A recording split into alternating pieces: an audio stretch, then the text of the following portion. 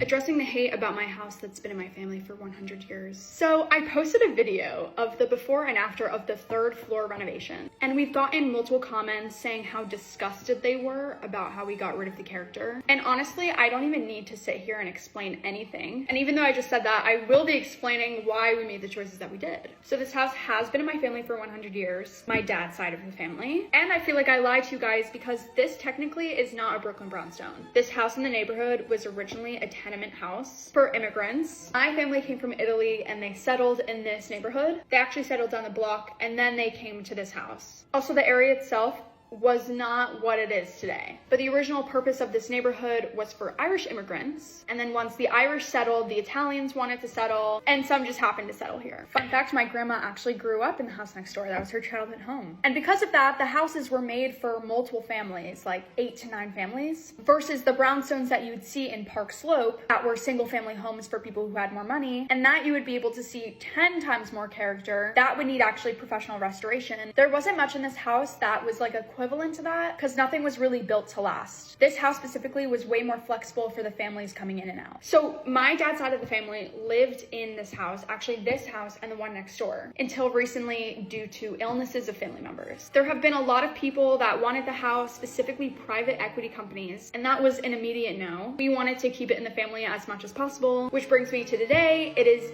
the biggest blessing of my life, and that is not lost upon me. My family and I specifically are so lucky to be in this situation. That being said, for people to say that the renovations of the 3rd floor are disgusting is crazy to me. It was expensive, it was time consuming, it was labor intensive. Me and my family came every single weekend to clean it out, take care of it. And of course I'm gonna be defensive when anyone calls it disgusting. Like, we stripped the character.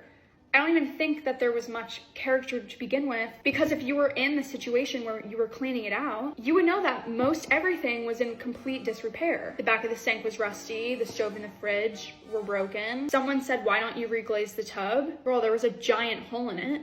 Every single drain had like extreme blockage in it. The electric was from the 1940s, which is a fire hazard and not safe. And when you open that can of worms, you open the can of worms, meaning that every single thing needs to be taken down. It was sad to see all of that stuff go. We didn't know that there was wallpaper there, but also when you look super close, it was disintegrating. You would touch it and it would fall apart. There was like some really cheap paneling that was over it that we needed to get rid of anyway because it just was cheap looking. The only thing that I am truly, and my family is truly really sad about, is that we couldn't recover the pine. And we had no idea, they did it without our consent, that they would paint over the fireplace. And maybe one day there is a possibility that we can take the paint off and restain it. My great uncle got from an estate sale and he was super proud to put it in his house. He put it in this house and the house next door, and we would have really loved to put it back in the house, but when we took it down, it was rotted. But there are things that we did to keep the character. For instance, we replaced the farmhouse sink but kept the idea there. Front and back bedrooms, we resanded the original floors and finished them. In the 3rd floor living room, we opened up the ceiling to expose the natural beams that have been there since the house was made. And in the hallway in front of the doors and inside, honestly, we kept most of the original lights. We may put those original lights back. We have all of them. There are so many things in the cellar that we have to go through still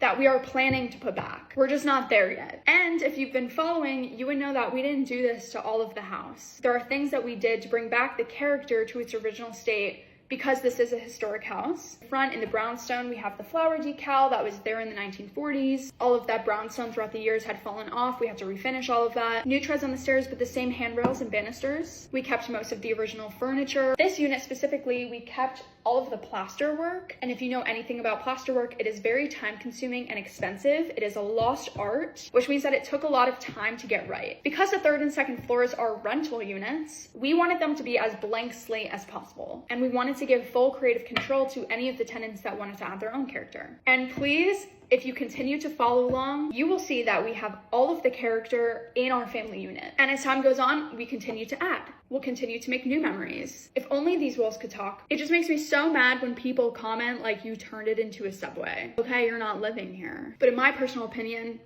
I think it's cute. It is completely livable. It is so comfy. The area is so nice and the rent is super reasonable. So yeah, that's why comments like this piss me off.